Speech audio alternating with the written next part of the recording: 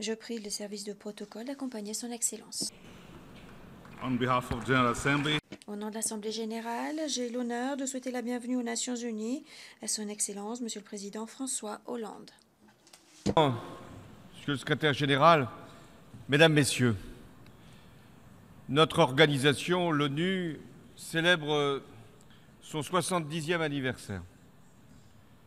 Des progrès immenses ont été accomplis depuis cette création, celle d'une institution chargée de maintenir la paix. Elle y est parvenue dans de nombreuses occasions. Et pourtant, 70 ans après, il y a toujours des drames, des tragédies, des conflits et des guerres. Et le monde doit, une fois encore, relever des défis considérables. Lesquels aujourd'hui? Des centaines de milliers, des millions même de réfugiés qui fuient au Moyen-Orient, en Afrique, dans l'espoir d'une protection ou tout simplement de sauver leur propre vie. Il y a le terrorisme qui frappe les populations civiles et aucun pays n'est à l'abri de ce fléau. Et puis, il y a des conflits qui demeurent sans règlement depuis des années et des années, alors même que l'on sait qu'ils sont susceptibles de dégénérer à tout instant. Je pense au Proche-Orient. Et puis, pendant ce temps-là, il y a des catastrophes, il y a des tsunamis, il y a des tremblements de terre, il y a des îles qui vont bientôt disparaître, il y a des côtes qui sont recouvertes, il y a des glaciers qui fondent. Ce sont les dérèglements climatiques. Face à ces défis, chacun, à son niveau, doit prendre ses responsabilités. La France, dans beaucoup de domaines, ne refuse jamais son concours. Mais elle a voulu, la France, accueillir la conférence sur le climat. Sans doute parce qu'elle avait conscience qu'un échec terrible s'était produit à Copenhague et qu'il fallait cette fois-ci prendre la bonne décision. Mais une décision qui ne peut être que celle de la communauté internationale dans son ensemble. Alors nous devrons, à Paris, nous poser une seule question.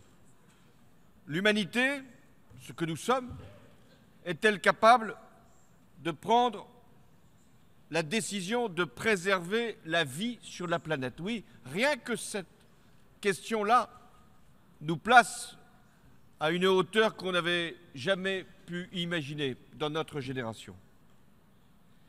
On nous dira, mais ça peut être plus tard, ça peut être à une autre conférence. Eh bien, je vous l'assure ici, et je vous l'affirme tout net, si ce n'est pas à Paris, ce ne sera pas tard, ce sera trop tard pour le monde. Les choses, depuis plusieurs mois, ont bien avancé. Et des déclarations très fortes ont été émises par les pays qui étaient justement ceux qui étaient les plus responsables du réchauffement climatique. Je pense notamment aux deux grands pays émetteurs, États-Unis et Chine, qui ont pris des engagements qui contribuent à changer la donne.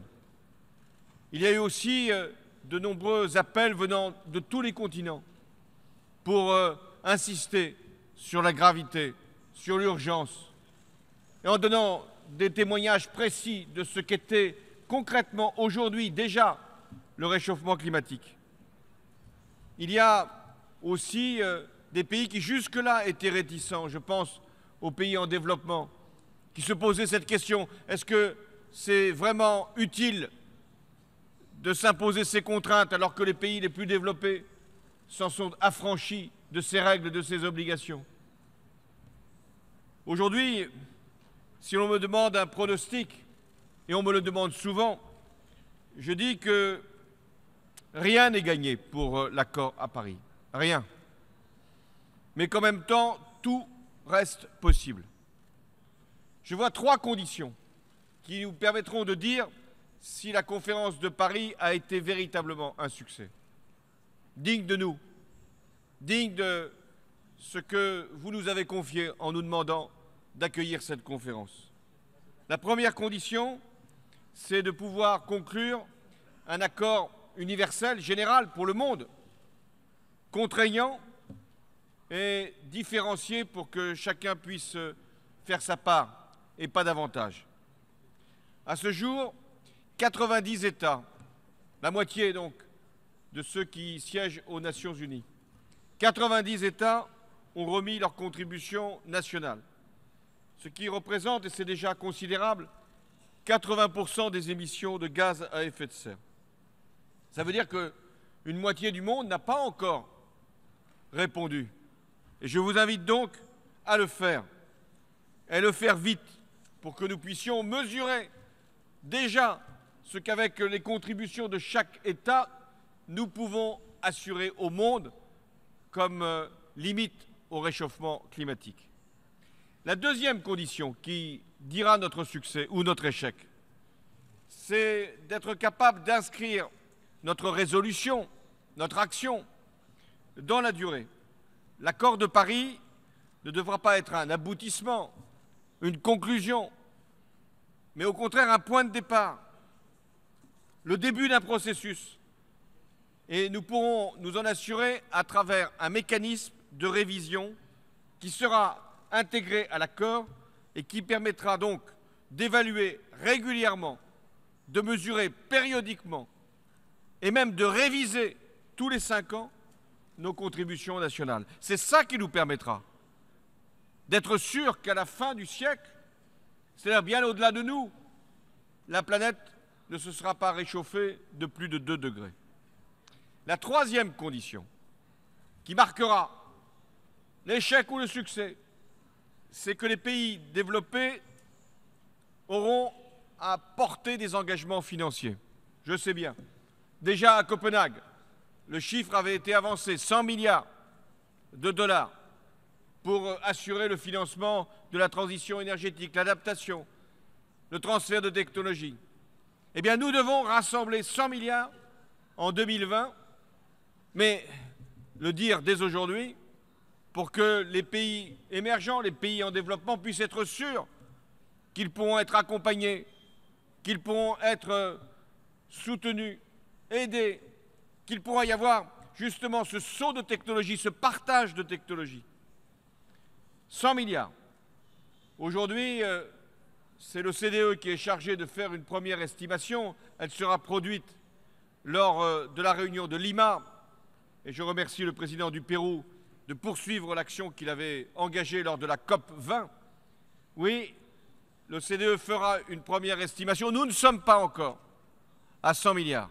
Alors il va falloir, d'ici Paris, dans 2 mois, continuer à mobiliser la Banque mondiale, les grandes banques de développement, les institutions financières, les États, les acteurs privés, pour que nous puissions être à 100 milliards. Chacun doit montrer l'exemple. Et la France n'échappe pas à cette règle qui veut que lorsque l'on est le pays hôte, on doit faire mieux que ses invités, ou en tout cas aussi bien. J'annonce ici que nos financements annuels, les financements annuels de la France pour le climat, qui sont de 3 milliards d'euros aujourd'hui, dépasseront 5 milliards en 2020. Et l'augmentation de l'aide ne sera pas simplement des prêts, mais aussi des dons, parce que c'est par rapport aux dons, c'est-à-dire à ce qui est transféré directement, ce qui n'est pas remboursé, que l'on pourra favoriser puissamment l'adaptation des pays en développement aux effets du dérèglement climatique. Si nous sommes donc en mesure de répondre à ces 3 exigences, un accord universel qui peut être révisé et qui le sera tous les 5 ans, et avec des financements qui peuvent être à la hauteur de tout ce que nous avons à couvrir comme nouveaux besoins et à engager comme technologie d'avenir, alors oui, nous pourrons dire à Paris, dans 2 mois, nous avons été au rendez-vous. Non pas simplement au rendez-vous de l'histoire, mais au rendez-vous de l'avenir.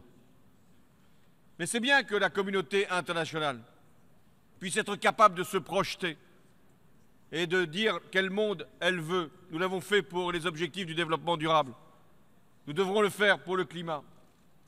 Mais ce qu'on attend des Nations Unies, ce n'est pas simplement, et c'est déjà beaucoup, de faire que le monde soit vivable à la fin du siècle.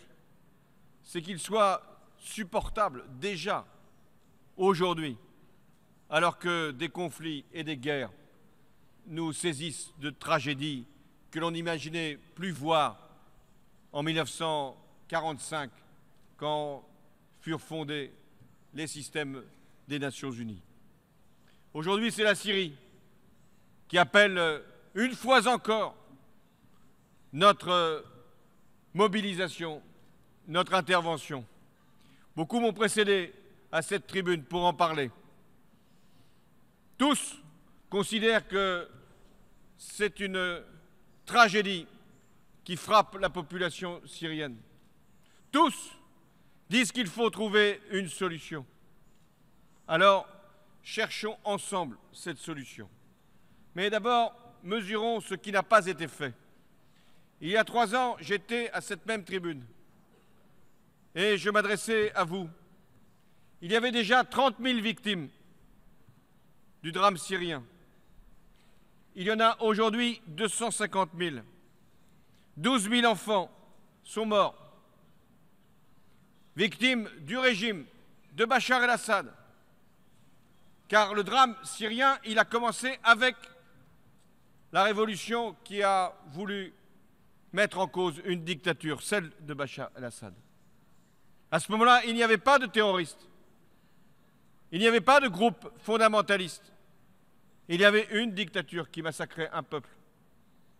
Et les réfugiés, ceux dont on parle aujourd'hui, ceux qui sont dans les camps, les déplacés, ils sont 8 millions. Cette masse de femmes et d'hommes, d'enfants, n'a pas fui simplement une guerre, a fui depuis plus de 3 ans le régime de Bachar el-Assad. Et encore aujourd'hui, c'est ce même régime qui déverse des bombes sur des populations civiles innocentes. Et ce n'est pas parce qu'il y a un groupe terroriste qui, lui-même, massacre, tue, viole, détruit, y compris des patrimoines essentiels de l'humanité, qu'il y aurait pour autant une forme, finalement, de pardon, d'amnistie pour le régime qui a créé cette situation. Comme si le fait d'avoir un groupe terroriste qui commet le pire du mal serait une façon d'avoir une partie du bien. Non. Ils sont tous, ces femmes, ces hommes, ces enfants, victimes de cette tragédie qui est produite par l'alliance du terrorisme et de la dictature. Aucune solution ne pourra être trouvée hors d'un processus politique. La France, qui est par son histoire, par également les liens qui l'unissent à cette région du monde, la France entend prendre ses responsabilités. Elle les a prises, encore récemment, y compris par une action armée, une action de force. La France veut travailler avec tous et elle n'écarte aucun pays. Les pays voisins qui sont les plus concernés, les pays du Golfe, mais aussi l'Iran, les pays du Conseil de sécurité, membres permanents, mais les Européens également. Nous voulons travailler avec tous ceux qui nous voudront. On me parle d'une coalition. Cette large coalition, elle est possible. Elle est même souhaitable. Elle est nécessaire pour en terminer avec ce qui se passe en Syrie. Mais cette coalition doit avoir une base claire, ou alors elle ne verra jamais le jour. Cette base, elle a été donnée à Genève. il y a plus de 3 ans déjà. Et que disait l'accord de Genève? C'est un gouvernement de transition doté de pleins pouvoirs, incluant des membres du gouvernement, l'actuel, et de l'opposition, à partir d'un consentement mutuel. Eh bien, voilà la base. Utilisons-la, avançons. Mais j'en vois que, par rapport à ce malheur qui frappe, j'en vois qui déploient tous leurs efforts diplomatiques pour incorporer Bachar el-Assad dans ce processus. Mais on ne peut pas faire travailler ensemble les victimes et le bourreau. Assad est à l'origine du problème, il ne peut pas faire partie de la solution. Nous devons donc mettre un terme aux souffrances du peuple syrien. Mais nous devons aussi, au-delà de cette transition politique qui doit être recherchée, de cette large coalition qui doit être formée, de cette condition qui doit être posée, un nouveau gouvernement capable d'unir tous ceux qui se sont combattus, mais sans le dictateur.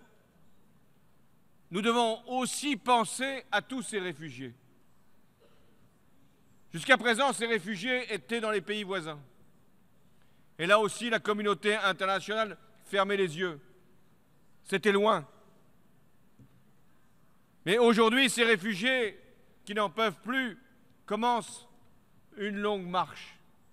Je rappelais hier, devant cette assemblée, que 80% des réfugiés dans le monde, réfugiés à cause des guerres, à cause des conflits, à cause du climat, à cause de la pauvreté, 80% des réfugiés sont au sud. C'est le sud qui assure la solidarité du sud. Et ce sont souvent les plus démunis qui accueillent les plus pauvres. Alors à un moment, les réfugiés se mettent en marche et on ne les arrête plus. Alors si l'on veut éviter ce que l'on a vu, hélas, des drames, des traversées au risque de la vie des passagers, si l'on veut éviter que les passeurs, les criminels utilisent le désarroi pour enrichir encore les caisses d'ailleurs du terrorisme, alors il nous faut agir. L'Europe a accueilli des réfugiés venant de Syrie, mais aussi d'Irak, d'Érythrée, du Soudan. C'était son devoir, parce que l'Europe s'est fondée autour de valeurs, de principes, et le droit d'asile fait partie de ce socle commun qui unit tous les pays européens et qui doit continuer de les unir. Ou alors, ce n'est pas l'Europe telle que nous l'avons voulu. Mais en même temps que l'Europe doit faire son devoir, c'est le monde qui doit aider les réfugiés. Qu'avons-nous appris ces derniers jours et ces dernières semaines? C'est que le HCR n'avait plus les moyens d'assurer, faute de crédit, le soutien et l'aide nécessaires aux populations concernées. Qu'avons-nous appris? Que le programme alimentaire mondial n'avait pas les moyens d'assurer, là encore, à tous les réfugiés, le niveau de subsistance et d'alimentation indispensable. Qu'avons-nous appris? Que dans certains pays voisins, les réfugiés ne pouvaient pas travailler. À partir de là, c'était le cycle tel qu'on pouvait l'imaginer.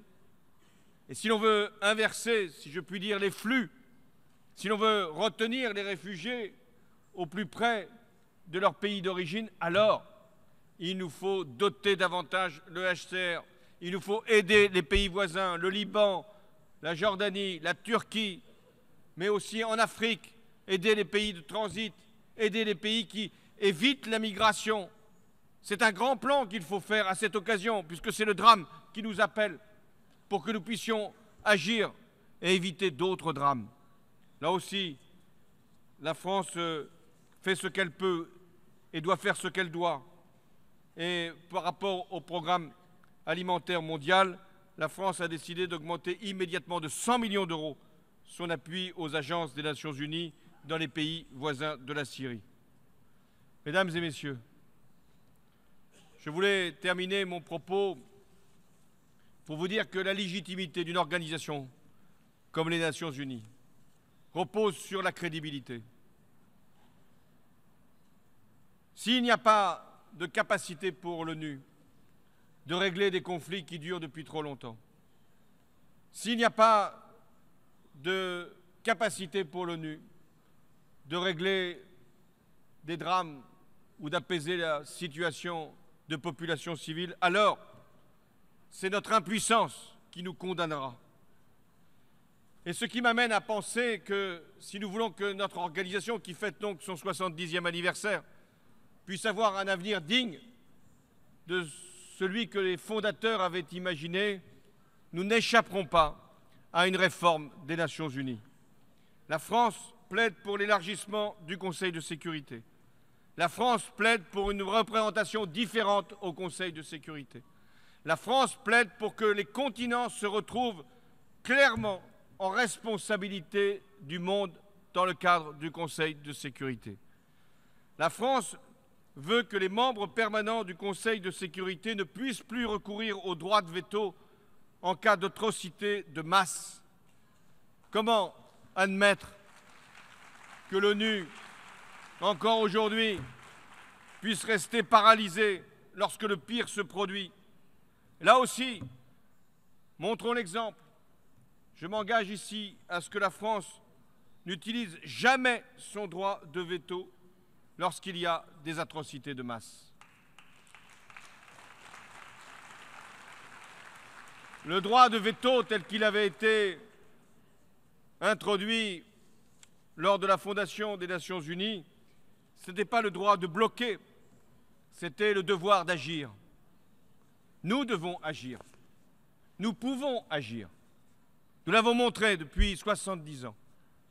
Et là, aujourd'hui, nous pouvons agir pour régler les drames d'aujourd'hui et sauver la planète demain. Agissons.